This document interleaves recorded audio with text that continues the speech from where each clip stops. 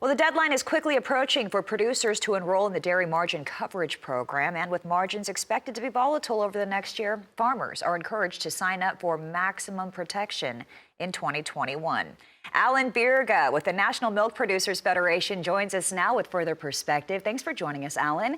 So what type of industry trends do you expect on the horizon, and what are you calling on from producers in regards to DMC?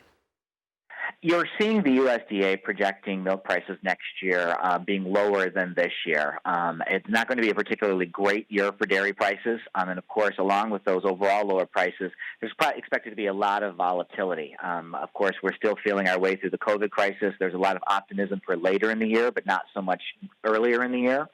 That's leading the USDA to project that margins for dairy producers, basically the difference between their revenues and their feed costs, will fall below the levels that are required to trigger at federal aid under the Dairy Margin Coverage Program. We're looking at payouts to producers possibly the first 8 months of next year.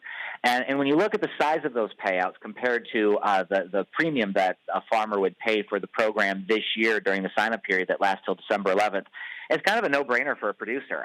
You get really solid coverage on your first 5 million pounds of milk, and that is going to help you through what will undoubtedly be difficult times over the next few months. Yeah, the first 2 quarters of 2021 could be volatile, like you're saying, and we've actually heard this from several different sources now. December 11th, also the deadline for all farmers to sign up for CFAP2. How have milk producers been faring amid the pandemic?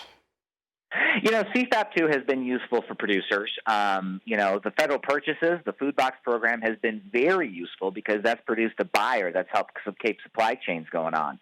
You know, what a farmer needs is a market, and for the government to jump in as a market of last resort, in a sense, not only helps needy families and folks who need these products, it's been a real boon to dairy producers and dairy supply chains. So those have all been very positive developments. And milk prices themselves, again, they've had their ups and downs.